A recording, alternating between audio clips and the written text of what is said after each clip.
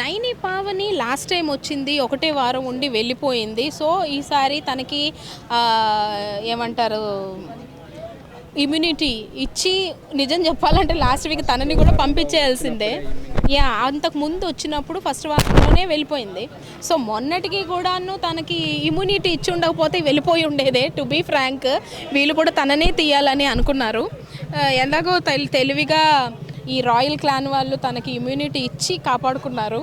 But ఇప్పుడు ఆడుతుంది, కానీ కొంచెం ఓవర్ ఏమంటారు, ఎమోషనల్ అయిపోకుండా ఉంటే బాగుంటుంది. ఏడుస్తుంది. ప్రతి చిన్న విషయానికి ఏడుస్తుంది.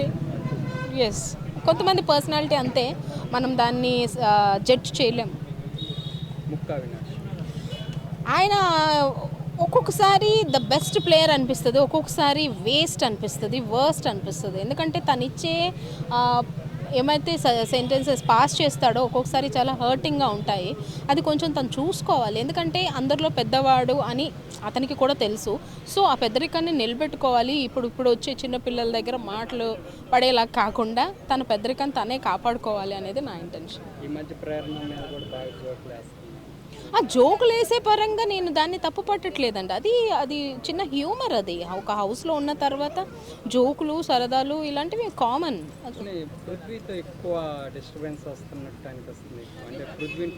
అది కావాలని అతను చేస్తున్నాడు. అంటే ఎవరో ఒకరిని పెట్టుకుంటే, ఎవరో ఒకరితో పెట్టుకుంటే, అంటే పృథ్వీ అప్పటి వరకు డిఫెన్స్ చేసుకోవడం రాదు అబ్బాయికి, ఎలాగోలాగా అనేవచ్చు, ఎలా పడితే అలా అనేవచ్చు అనుకున్నాడు. బట్ వాడు ఇంకా గట్టిగా వచ్చేసరికి కొంచెం అది అనిపించింది, నా పరువు పోయేటట్టుంది, నా పరువు పోయేటట్టుందిరా నాయన అని చెప్పి కొంచెం వెనక్కి తగ్గినట్టున్నాడు. ఎస్, ఒక దగ్గరికి వెళ్ళిన తర్వాత నువ్వు పెద్ద, నేను చిన్న లేదు, ఒక కంటెస్టెంట్ అంతే.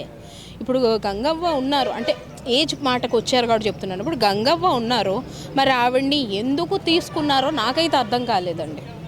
ఆవిడకి నిజంగా ఇంటెన్షనల్గా హెల్ప్ చేయాలనుకుంటే హెల్ప్ చేసి ఉండాల్సిందే. బిగ్ బాసో లేకపోతే నాగార్జున గారో మా టీమో ఎవరో ఒకరు డైరెక్ట్ హెల్ప్ చేసేసి ఉండాల్సింది, ఒక స్టేజ్ మీదకి తీసుకొచ్చి. బట్ ఆమెను తీసుకోవడం వల్ల ఆమె అక్కడ గేమ్ ఆడుతుందా? లేదు కదా. ఊరికే కూర్చోబెట్టి అదే ప్లేస్లో ఇంకొక కంటెస్టెంట్కి లైఫ్ ఇచ్చిన వాళ్ళు అయ్యేవారు కదా అనేది నా ఇంటెన్షన్. నిన్న రాత్రే నిన్న మార్నింగ్ నుండి బాగా ట్రోల్ అవుతుంది. అంటే ఇందాక నేను విన్న మాట ఏంటంటే, ఆమె గంగవ్వ బయట వచ్చిన తర్వాత ఒక వీడియో చేశారంట.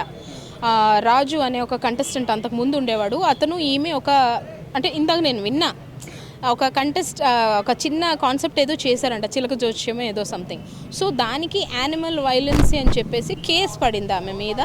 సో దానివల్ల ఆమెకి హార్ట్ అటాక్ వచ్చిందంటే, ఏమో హౌస్లో ఉన్న ఆమెకి ఎలా తెలిసింది? ఒకవేళ తెలిసి ఉంటే కదా అలా అనుకోవడానికైనా, ఒకవేళ తెలిసినా అలా వచ్చిందా అంటే ఎస్, రావచ్చు అనే నేను అనుకుంటా. అంటే పెద్ద ఆవిడ గురించి మనం అలా మాట్లాడకూడదు, టు బీ ఫ్రాంక్. మీరు అడుగుతున్నారు కాబట్టి చెప్తున్నాను. ఎందుకు అంటే ఆమె టెన్షన్ పడడం మనకు తెలుసు. ఎందుకంటే నామినేషన్ అంటేనే నాకు ఇక్కడ ఎట్ట అవుతుంది సార్, నాకు నామినేట్ చేయొద్దు, కొంచెం దడదడ పుడుతుంది అన్న ఆమె కేసు అంటే భయపడదా? సో మీరు అడిగిన ప్రశ్నకి నా సమాధానం నిజంగా అలాగ అవ్వకూడదనే కోరుకుంటున్నాను. టేస్టీ తేజ గేమ్ ఎక్కడ ఆడుతున్నాడండి? గేమ్ పరంగా అయితే టేస్టీ తేజది ఏమీ లేదు. ఓన్లీ కొంచెం వీకెండ్స్లో ఎంటర్టైన్మెంట్, అదర్వైజ్ నామినేషన్స్లో డిఫెన్స్ లేదా నామినేషన్స్ తప్పితే టేస్టీ తేజ గేమ్ ప్లే అయితే ఎక్కడా లేదు. ఫస్ట్ సీజన్లో లేదు, సెకండ్ సీజన్లో కూడా లేదు. నేను ఇంతవరకే ఇవ్వగలను అన్నప్పుడు ఇంకొకటికి అనే రైట్స్ నీకు లేవు. అది నా ఇంటెన్షన్. ఆ డాక్టర్ బాబు వెళ్ళిపోవాల్సింది, మణికంఠ పుణ్యమా అని చెప్పి ఒక వీక్ ఎక్స్టెండ్ అయింది. సో అది చూసుకొని అబ్బాయి కొంచెం ఆచితూచి ఆడితే బాగుంటుంది అనేది నా ఇంటెన్షన్. నబీల్ ఇప్పటికి బాగా ఆడుతున్నాడు. లాస్ట్ వీక్ కొంచెం డల్ అయ్యాడు, ఇప్పుడు మళ్ళీ బ్యాకప్ ఇచ్చేసాడు. ఎలాగనిపించింది నబీల్? అంటే ఇంతకుముందు చాలా గేమ్స్లో తను వాళ్ళని చూడటం కోసం ఇట్లా ఉన్నాడు కదా. ఎవరిని అంటే ఇప్పుడు గేమ్ ఆడే వాళ్ళని సంచాలకుగా చేశాడు.